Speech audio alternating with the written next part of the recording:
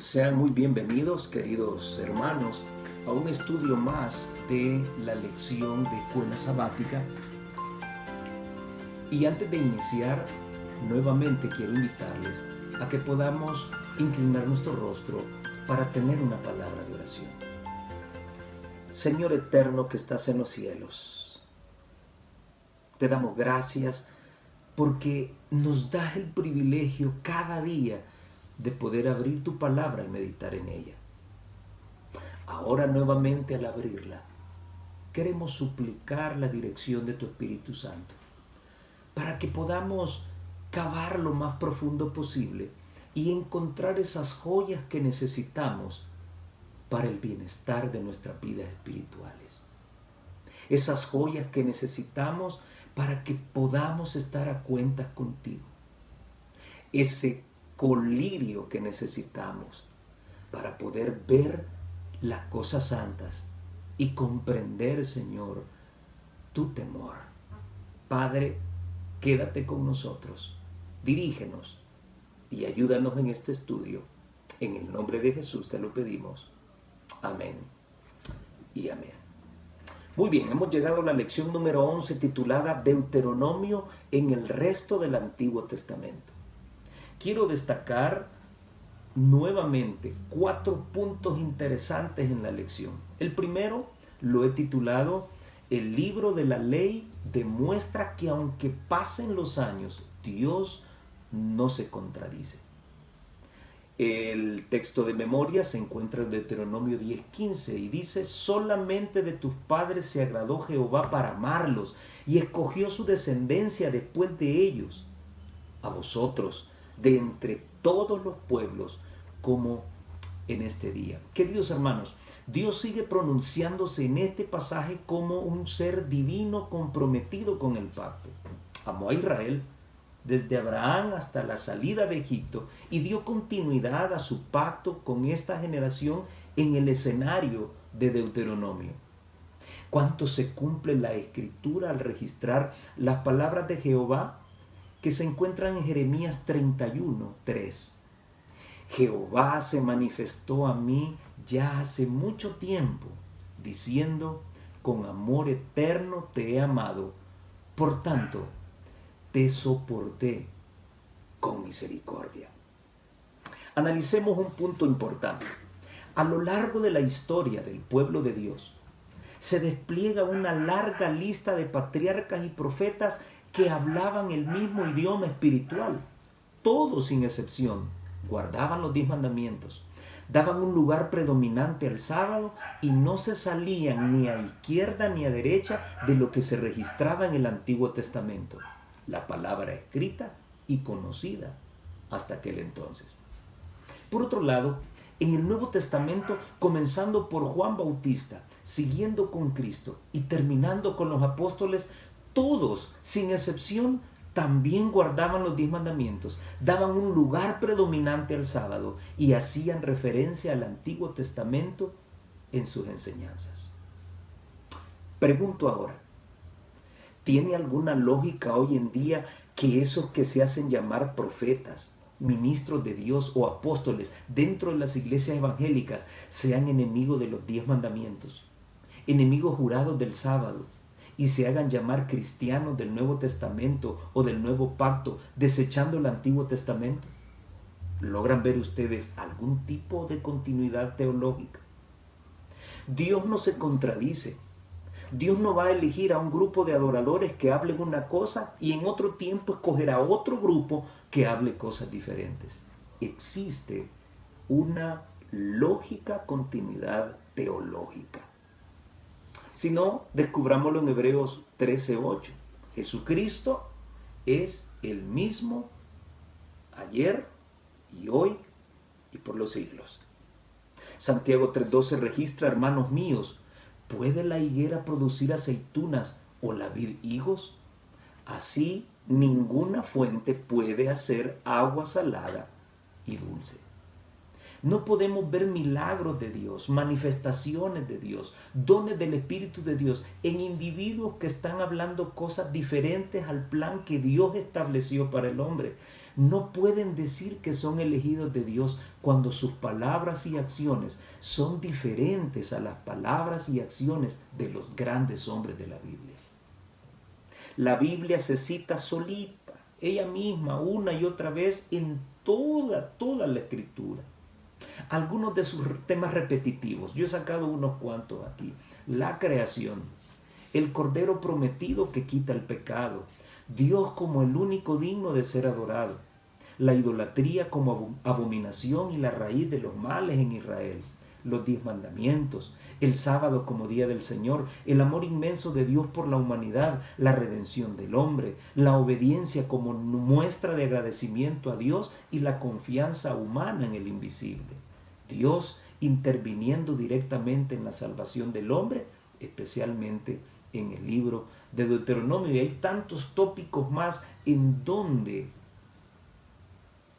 Dios trata de demostrarnos su grande amor salvador y su misericordia, un Dios de oportunidades, que visita la maldad de los hombres con el objetivo de cambiar sus vidas para bien. El libro Consejo para los Maestros en la página 407 dice lo siguiente: la Biblia es del más alto valor porque es la palabra del Dios viviente. De todos los libros del mundo, es el que merece más estudio y atención, porque es sabiduría eterna. La Biblia es una historia que nos relata la creación del mundo y nos revela los siglos pasados. Sin ella quedaríamos reducidos a hilvanar meras conjeturas y fábulas acerca de lo que ocurrió en el remoto pasado. Nos revela al Creador de los cielos y de la tierra, así como el universo que Él trajo a la existencia, y derrama una luz gloriosa sobre el mundo venidero. La Biblia es un campo en el cual están escondidos tesoros celestiales que permanecerán ocultos hasta que por diligente trabajo de minero sean descubiertos y sacados a la luz. La Biblia es un estuche que contiene joyas de inestimable valor que deben ser presentadas en forma tal que se vean con su brillo intrínseco.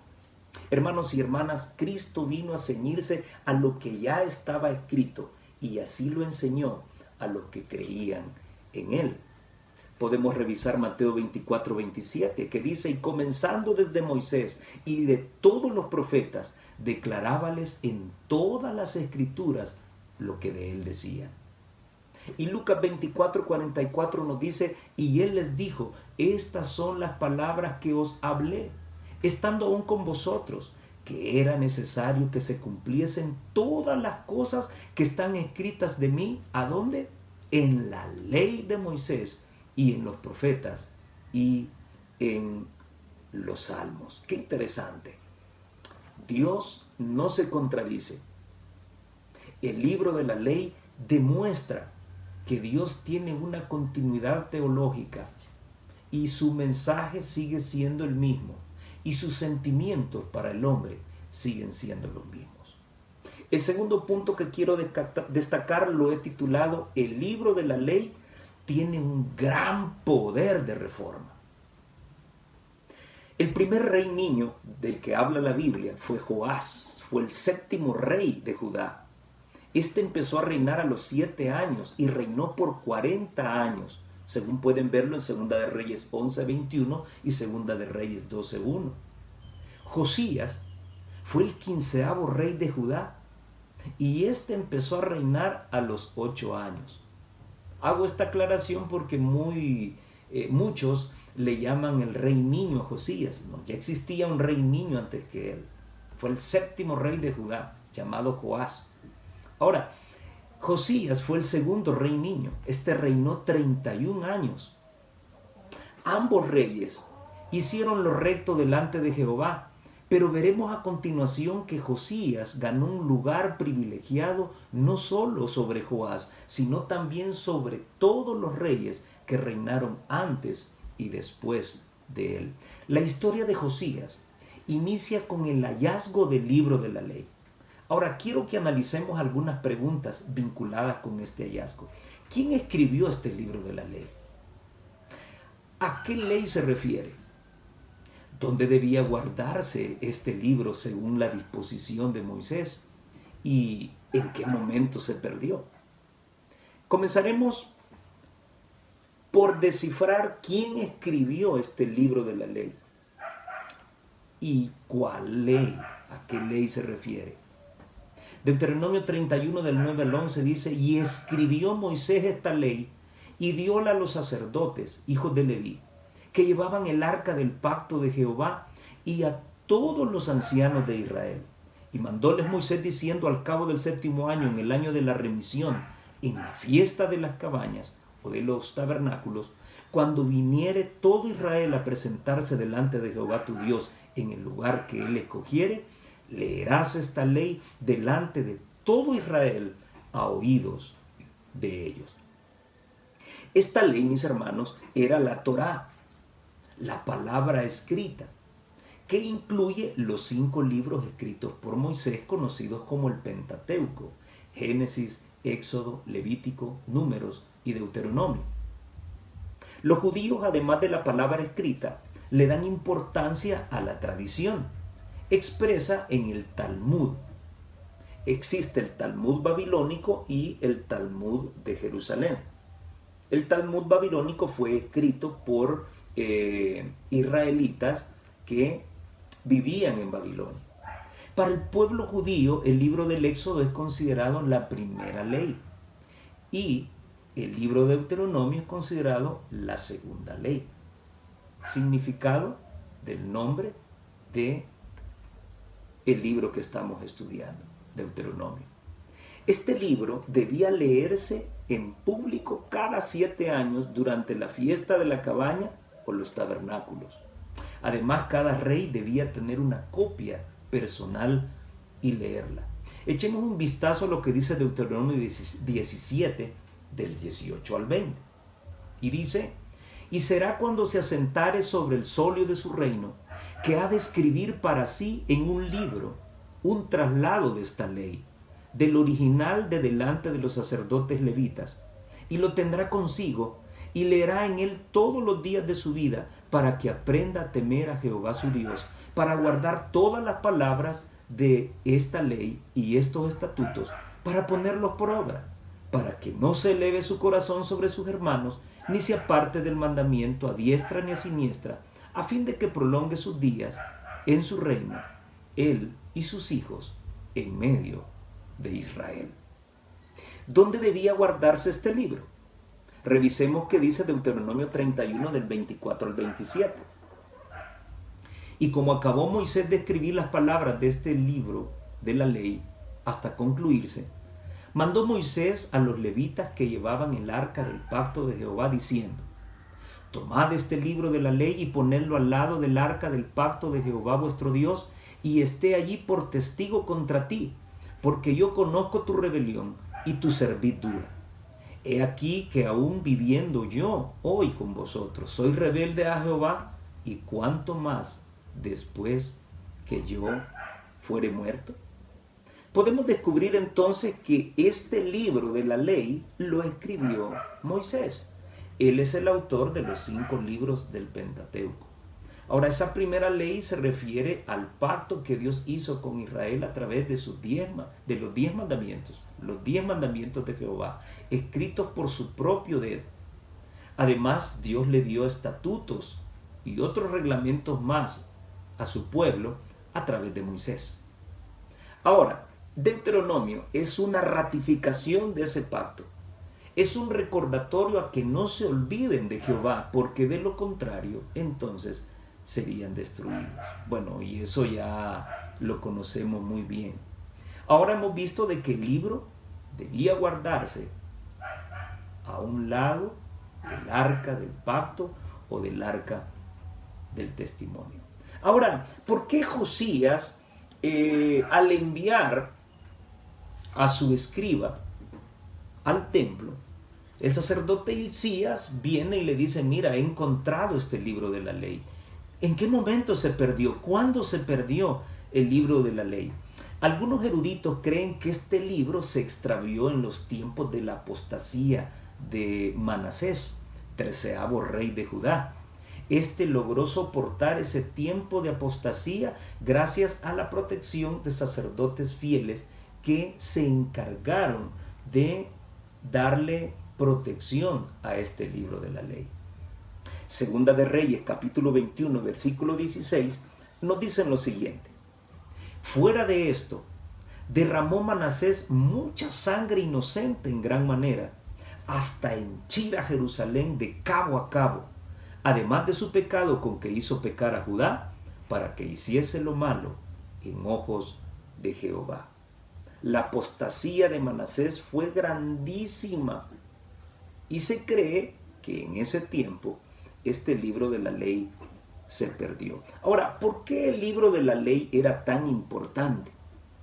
De acuerdo con lo que leímos en Deuteronomio 17, del 18 al 20, y Deuteronomio 31, del 24 al 27, nos damos cuenta de que este libro era importante para que los reyes no elevaran su corazón contra sus hermanos y no se apartaran a diestra ni a siniestra de los mandamientos de Dios.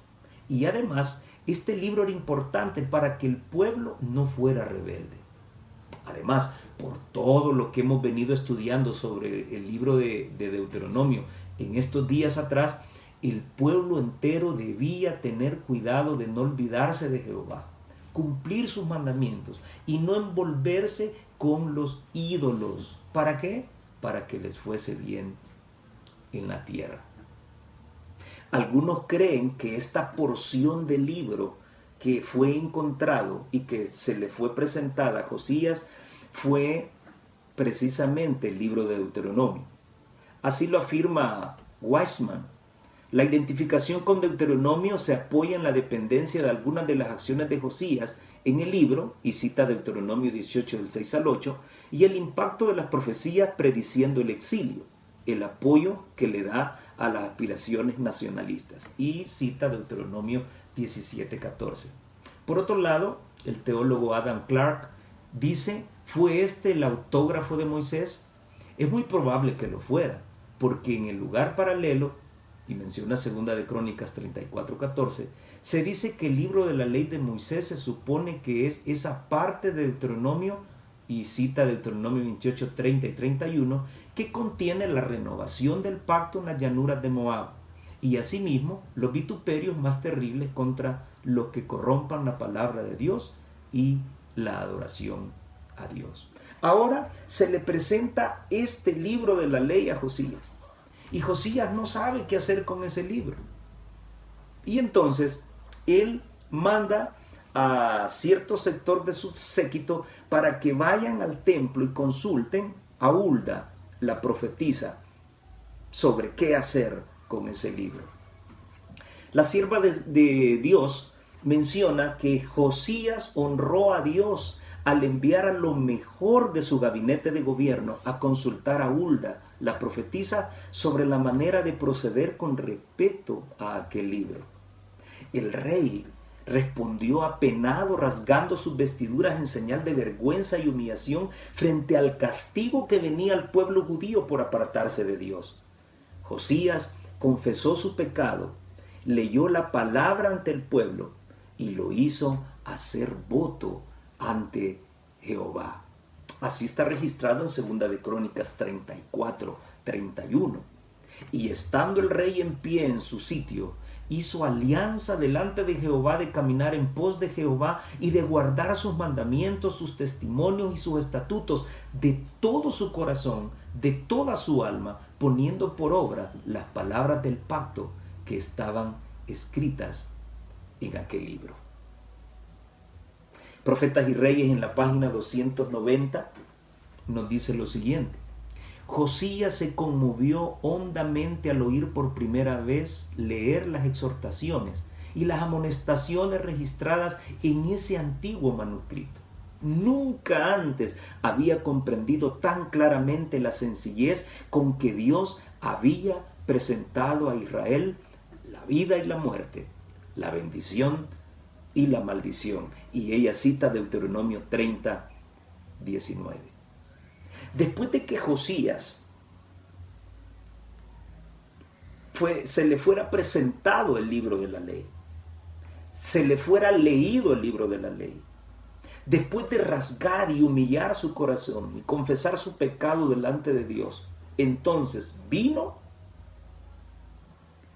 trajo al pueblo, llamó al pueblo, les leyó él mismo el libro de la ley y luego hicieron pacto con Jehová de guardar sus mandamientos. Todo quedó allí de ninguna manera. ¿Qué es lo que seguía? Bueno, luego inició su tremendo plan de reformas que revelaban la sinceridad de su corazón al humillarse y arrepentirse. No solo palabras, también acciones.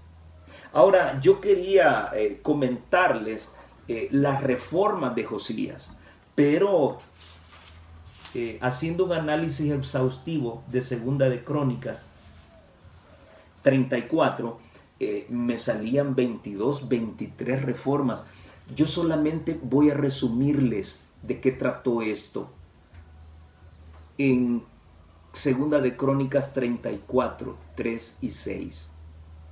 A los 8 años de su reinado, siendo aún muchacho, comenzó a buscar al Dios de David su padre, y a los 12 años comenzó a limpiar a Judá y a Jerusalén de los altos, o los lugares altos, los bosques, esculturas e imágenes de fundición. Lo mismo hizo en las ciudades de Manasés, Efraín y Simeón, hasta en Neftalí, con sus lugares asolados alrededor. Hermanos y hermanas, ¿cuántas veces Dios le dijo a Israel que no se envolvieran con los ídolos?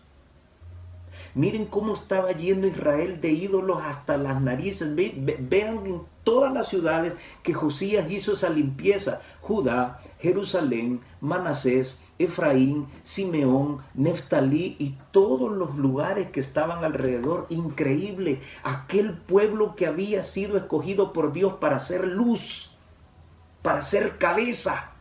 Lo primero que Dios le dijo que no hicieran fue lo primero que hicieron. Terrible. El libro de Deuteronomio advertía y amonestaba al pueblo de Dios a no seguir las prácticas del mundo. Pero qué tremendo es olvidar, mis hermanos. Su inmensa apostasía era la muestra de cuán lejos estaban de Dios, aunque engañosamente ellos seguían creyendo que estaban bien con Dios a pesar de sus pecados. ¿Será esta la misma experiencia hoy del pueblo adventista del séptimo día? Tanto se ha apartado de los principios santos que Dios le determinó y los ha trocado por el poder y la avaricia que produce el secularismo, la cultura, el modernismo, el placer al mundo y sus deleites, y engañosamente sigue creyendo que está lista para encontrarse con su Señor. Qué peligrosa forma de pensar y de actuar es esta, hermanos. El gran rey Josías, un muchacho, ojo jóvenes, ojo, un muchacho que comenzó a reinar a los 8 años, bueno, un niño, comenzó a reinar a los 8 años, a los 16 buscó a Dios, a los 18 envió a Safán, su escriba, al templo, y a los 20 años reformó al pueblo de Dios desde la raíz, sin conceptos teológicos contaminados, sin ejercer un liderazgo corrompido por la fama o el enriquecimiento ilícito. No miró a su pueblo como un artículo del cual aprovecharse e intimidar. Su reforma la hizo porque primero reformó toda su vida él y amó a Jehová con todo su corazón, con todas sus fuerzas. ¡Qué tremendo! De él se dice en Segunda de Reyes 23-25. ¡Qué tremendo! Oigan esto, mis hermanos. No hubo tal rey antes de él que se convirtiese a Jehová con todo su corazón, con toda su alma, con todas sus fuerzas, conforme a toda la ley de Moisés. Ni después de él nació otro tal. ¡Qué rey más maravilloso! Por eso le puse Josías a mi hijo, porque yo espero que en el futuro mi hijo sea un gran reformador dentro del pueblo de Dios, que haga volver nuevamente a mi pueblo adventista a las sendas antiguas, a aquel adventismo que conocimos de nuestros abuelos. Ahora, meditemos en todo lo que acabamos de decir. ¿Has pensado alguna vez que Josías quitó una enorme cantidad de ídolos y abominaciones de en medio de una nación que decía amar a Dios? ¿Has pensado alguna vez que por culpa de Israel y Judá las naciones paganas se burlaron de Dios y el evangelio fue blasfemado? ¿Recuerdan que Pablo habló de esto en Romanos capítulo 2 versículo 24? Que por culpa de ustedes, decía el apóstol, el evangelio ha venido a ser blasfemado delante de los gentiles. ¿Has pensado alguna vez en la doble vida que llevaba Israel y Judá? Creían pertenecer a Dios, pero adoraban los placeres y la vanidad del mundo, tocando las cosas sagradas. ¿Has pensado alguna vez que todos estos males existen en nuestra iglesia hoy en día? ¿Has pensado en la enorme cantidad de mundanalidad y suficiencia propia que ha entrado a la iglesia y ha contaminado a todos los estratos que la componen? Desde los tiempos de los jueces, la Pascua dejó de celebrarse dentro del pueblo. A sus 18 años Josías restituyó la Pascua. Esto está en 2 Crónicas 35, 18 y 19. Desde los tiempos de los jueces, desde Samuel no se celebraba la Pascua. Y ustedes en la semana pasada estudiamos la importancia de la Pascua. La Pascua revelaba que Dios los había sacado de la esclavitud. Un día ellos fueron esclavos y Dios los libertó. Cristo es nuestra Pascua, porque Él nos ha libertado del pecado. A sus 18 años, ojo jóvenes, no hay necesidad que seas un viejo para hacer reformas dentro de tu vida y dentro del pueblo de Dios. A sus 18 años, Josías restituyó la Pascua. ¿Te imaginas cuántos años Israel y Judá olvidaron que fueron esclavos y que Dios los libertó? ¿Será que como pueblo hemos olvidado que Cristo, nuestra Pascua, nos libertó de la esclavitud del pecado y nos hizo libres? Y quiero leer una pregunta que trae la cartilla, pero yo la he modificado. Solamente le agregué unas cosas, porque es necesario. ¿Qué cosas podríamos necesitar purgar a fondo en nuestra casa, nuestra iglesia?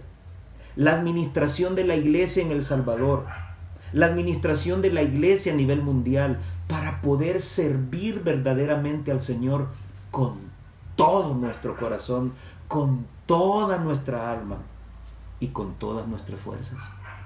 Es necesario hacer una reforma interna en cada uno de los estratos que componen a la iglesia adventista del séptimo día. ¿Cuánto secularismo? ¿Cuánta opinión personal se escucha hoy en día? Ya no se habla con un escrito está. Ya no se hace referencia al espíritu de profecía. Los grandes teólogos y ministros hablan conforme a sus propias palabras, olvidando esa regla bíblica, a la ley y al testimonio. Si no hablan conforme a esto, no les crean, porque no les ha amanecido. El tercer punto que quiero tocar es el libro de la ley y la reconciliación final de Dios con su pueblo. El libro de Deuteronomio expresa claramente que la ley y el pacto eran imprescindibles por dos cosas. La primera, para tener una relación limpia entre Israel y Jehová. Segundo, para revelar al mundo el propósito por el que fueron escogidos por Dios. Recordemos que Dios escogió a Abraham y estableció la circuncisión como la señal de pacto entre ambos. Dios prometió hacer de Abraham una gran nación para testimonio al mundo de que Dios ama al pecador y que por medio de las cosas grandes que haría con Israel, así procedería Dios con todos aquellos que confiaran en su amor. Abraham confió en Dios y su fe se manifestó en acciones. Se circuncidó él, sus hijos y todos los de su casa. Abraham se convirtió en linaje escogido de Dios. Pero la relación entre Dios y su pueblo se vio estorbada por la dualidad en la adoración por parte de Israel. Fingieron amar a Jehová, mas su corazón siempre estuvo detrás de los ídolos. ¡Qué vergonzosa actitud! traicionar de esa manera a aquel que los escogió y que les hizo tanto bien? Vayamos buscando una aplicación a nuestra vida también. Hemos olvidado a aquel que nos escogió y ha hecho grandes cosas en nosotros. ¿No le estamos tocando con las manos sucias? Sirviendo en el templo, manejando los elementos sagrados y tomados del pecado. Cuidado, mis hermanos. Pero la oración que nosotros encontramos en el capítulo 9 del libro de Daniel muestra la deplorable situación de Israel simple y sencillamente por olvidarse de Dios. Ahora, Daniel no le está preguntando a Dios que por qué le ha sobrevenido tanto mal a la nación judía. No, él conocía muy bien las razones que llevaron a su pueblo a esta triste experiencia. ¿Por qué? Porque encontró respuesta en el libro de la ley y en Jeremías. Y como hemos visto esta semana, Jeremías escribió en base al libro de la ley o al libro de Deuteronomio. Veámoslo así en Daniel 9:11. Y todo Israel traspasó tu ley, dice Daniel, apartándose para no oír tu voz, por lo cual ha fluido sobre nosotros la maldición y el juramento que está escrito, ¿a dónde? En la ley de Moisés, siervo de Dios, porque contra él pecamos. Imagínense, no solamente pecaron contra Dios, sino que también contra Moisés. Daniel 9:13 dice: según está escrito en la ley de Moisés, todo este mal vino sobre nosotros y no hemos rogado a la faz de Jehová nuestro Dios para convertirnos de nuestras maldades y entender tu verdad. ¡Qué tremendo! ¡Qué tremendo! Muy bien sabía Daniel por qué le había venido todo este mal a Israel. ¿Dónde lo aprendió? Lo aprendió de Jeremías.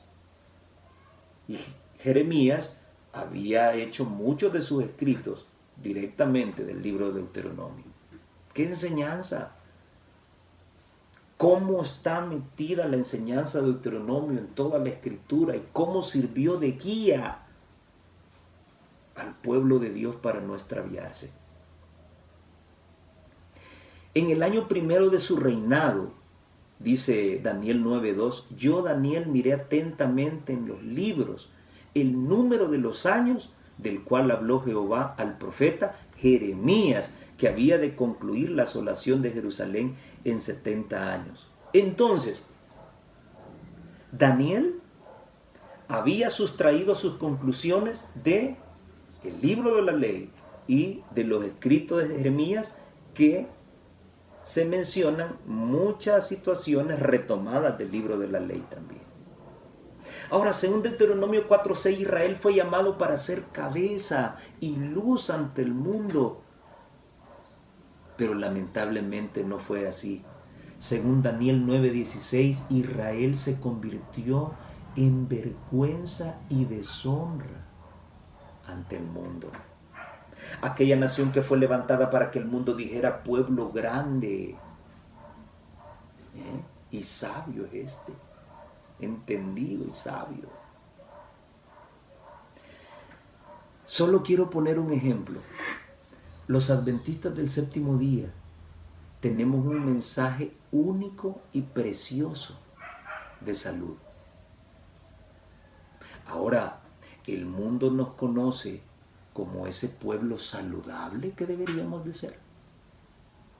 ¿Cómo está tu alimentación hasta el día de hoy? ¿Ya te alejaste de la carne? ¿Ya te alejaste del café? ¿Ya te alejaste de la comida chatarra? ¿Ya te alejaste de todos aquellos alimentos que contaminan tu cerebro e imposibilitan que tú estés apto para entender lo que Dios quiere para tu vida? Tremendo. ¿No es la misma situación acaso? Pero por la misericordia de Dios, no todo estaba perdido. Dios podía ser hallado.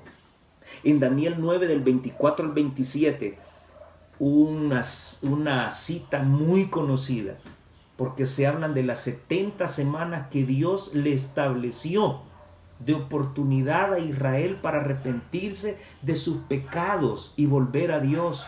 De lo contrario, el Señor se vería obligado a quitarles el evangelio y conseguirse otro pueblo y dárselo a él. Y así ocurrió. Ese evangelio le fue dado a los gentiles, o sea, a nosotros. Ahora analicemos esta invitación que Dios hace, que se revela en Deuteronomio y que vuelve a ratificarse en el libro de Jeremías. Deuteronomio 4:29 dice: mas si desde allí buscares a Jehová tu Dios, y ustedes se acuerdan de esto, si ustedes llegan a caer en apostasía, si llegan a caer en idolatría, si ustedes llegan a hacer lo que yo les dije que no hicieran, desde ese lugar donde estén, si ustedes buscan a Jehová su Dios, lo hallarán. Pero si lo buscan de todo su corazón y de toda su alma. Y Jeremías 29:13 menciona prácticamente lo mismo. Y me buscaréis y hallaréis, porque me buscaréis de todo vuestro corazón. ¿Qué es lo que está tratando de recordarle al pueblo y de recordarte a ti, amado hermano, si has caído en pecado?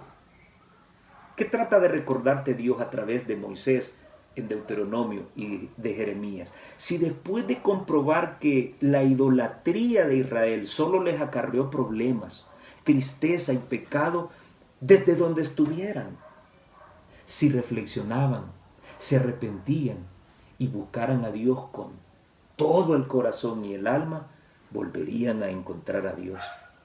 Por eso Dios anhela circuncidar nuestro corazón, para que volvamos a Él, nos reconciliemos con Él y volvamos a disfrutar de su paz y su benevolencia. Yo no sé cuántos dicen amén por este Dios tan grande y misericordioso que tenemos. Leamos entonces ese llamado, esa promesa, ese deseo de Dios. Deuteronomio 36.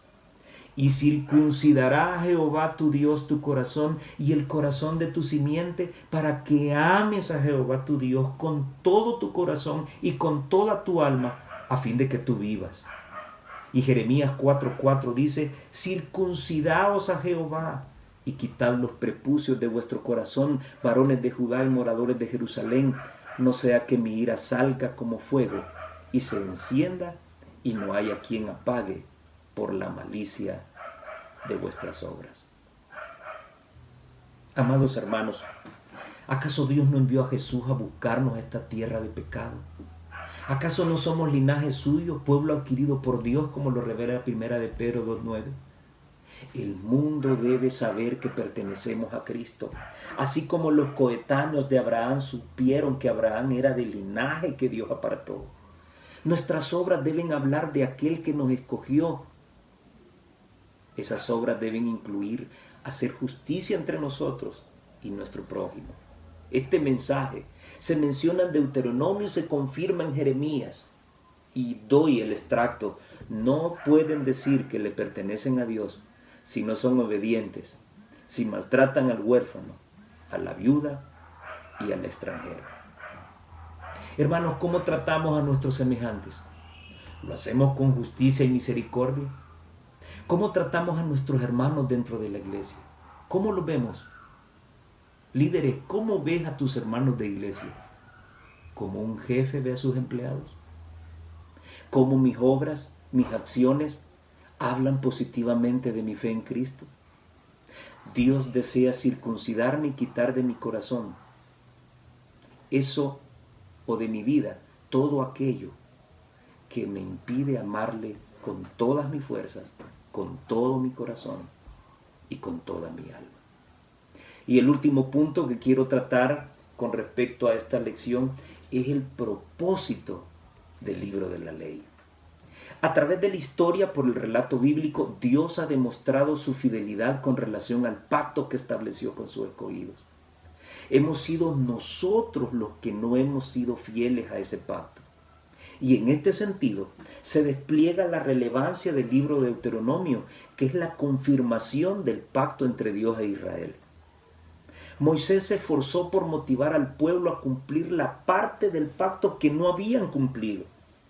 Esta fue la nota de batalla de todos los profetas a lo largo de la historia y lo sigue siendo hoy para el pueblo adventista del séptimo día. Dios tiene pleito con su pueblo. ¡Ja! ¿Y qué pleito más grande? Entonces hablemos un poco de la demanda legal o el RIB de Dios por el incumplimiento del pacto. En primer lugar, comenzaré diciendo de que Dios es el Señor de todo el universo. ¿Sí? A eso se refiere la lección cuando habla de los cielos de los cielos. Dios es Dios del cielo, o sea, de este cielo terráqueo que nos cubre. Sí, pero también de los cielos, de los cielos. En señal de que Dios es el creador de todas las cosas y Él es dueño de todo el universo, no solo de esta tierra. Eso le da autoridad legal a Dios para pedir cuentas a su pueblo por incumplir el pacto que estableció con ellos. Y ahí en casita pueden abrir ustedes el libro de Miqueas y voy a parafrasear lo que quieren decir esos textos maravillosos de Miqueas capítulo 6. En primer lugar, Dios hace referencia a los testigos de ese juicio legal que ahorita Dios va a hacer con su pueblo, ese pleito que tiene con su pueblo. Y entonces Él llama a los montes, a los collados y a los fundamentos de la tierra. ¿Cuánto tiempo tiene el volcán de San Salvador de existir? Tremendo. Vean los testigos de Dios. Los años pasan, pero los montes, los collados y los fundamentos de la tierra están allí como testigos de que Dios un día habló e hizo un pacto con su pueblo. Tremendo. Ahora viene una pregunta que es la que abre el juicio. Pueblo mío, te voy a dar la oportunidad de que hables mal contra mí.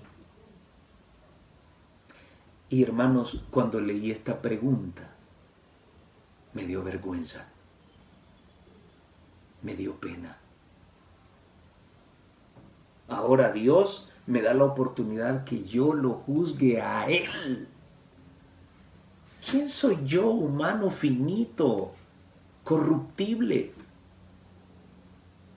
para traer juicio contra Jehová, para hablar mal en contra de Jehová? Y ahora Dios pregunta, ¿qué te he hecho?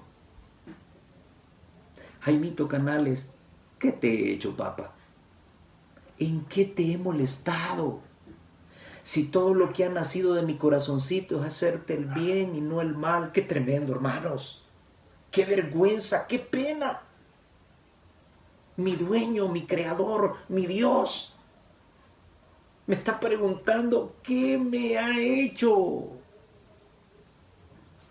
Esto confirma, mis hermanos, lo que siempre he dicho. El pecado idiotiza. Tremendo.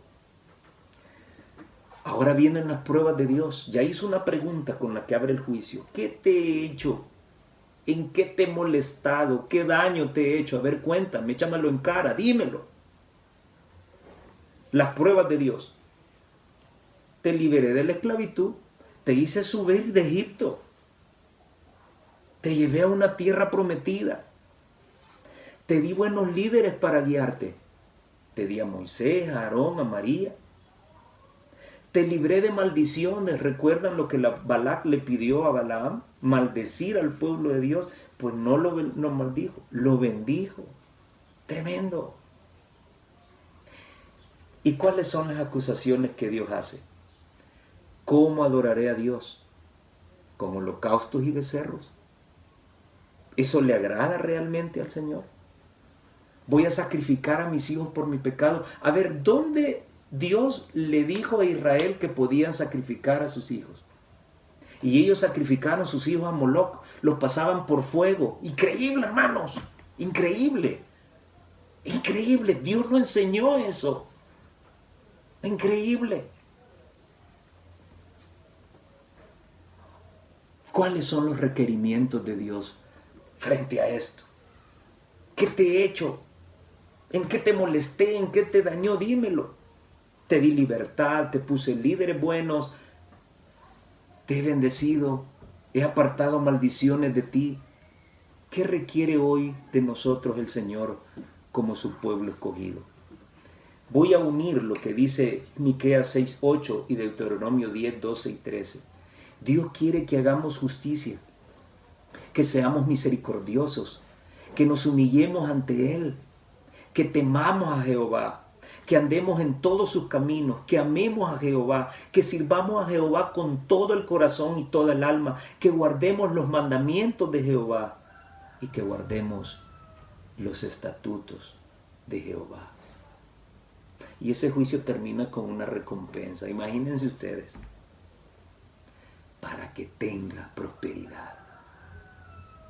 Hermanos y hermanas, ¿alguno podría decirme dónde está la ecuación matemática difícil para entender esto? ¿Qué ejercicio, cuántos ejercicios del álgebra me pide Dios que debo realizar para volver a encontrar su favor? A ver, ¿dónde está la dificultad? ¿De qué edificio me está pidiendo Dios que me tire para poder establecer amistad conmigo nuevamente? Dios está pidiendo cosas difíciles, hacer justicia, hacer misericordia, humillarme delante de Él, temer a Jehová, andar en todos sus caminos, amarle, servirle con todo el corazón y todo el alma, guardar sus mandamientos y sus estatutos. La semana pasada les dije que las cosas pequeñas son las que pueden salvarnos, pero también las cosas pequeñas, hay cosas pequeñas que pueden perdernos. La religiosidad no nos sirve para nada. Es pura apariencia externa. La religiosidad nos enseña que la vida cristiana consiste en caerse y levantarse siempre y cuando tengas memoria de Dios. Dios no nos escogió para eso. Debemos ser santos, sin mancha, irreprensibles, así como Él es santo, sin mancha e irreprensible. ¿De qué sirve la piedad externa si tu corazón codicia el pecado? Es como que una princesa estuviese cerrada en un castillo lujoso con el hombre a quien no ama. Su corazón pasaría toda su vida codiciando a su príncipe azul que se encuentra fuera del castillo.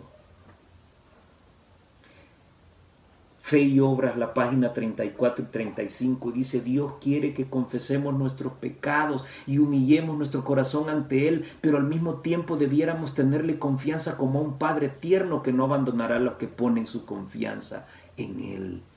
Dios no nos abandona por causa de nuestros pecados. Quizás hayamos cometido errores y contristado a su espíritu, pero cuando nos arrepentimos y acudimos a Él con corazón contrito, no nos desdeña. Hay estorbos que deben ser removidos. Se han fomentado sentimientos equivocados y ha habido orgullo, suficiencia propia, impaciencia y murmuraciones. Todo esto nos separa de Dios. Deben confesarse los pecados.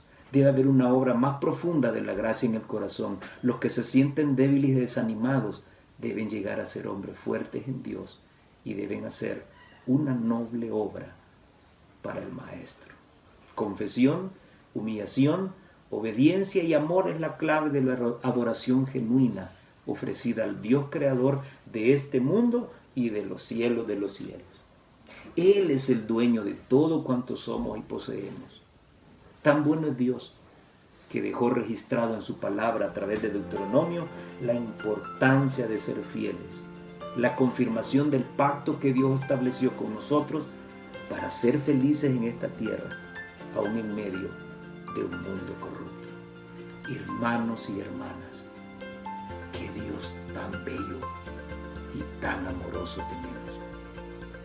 Eso nos inspirará a seguir poniendo un pie en los placeres del mundo y seguir viviendo nuestra religiosidad, o esto nos inspirará a caer contritos y rasgar nuestro corazón como lo hizo Josías y establecer esa parte del pacto que no hemos cumplido y ponernos a cuenta con nuestro Dios. Que el Señor te bendiga y te ayude a meditar en estas cosas y puedas llegar a esa reforma espiritual que tanto necesitamos. Dios te bendiga.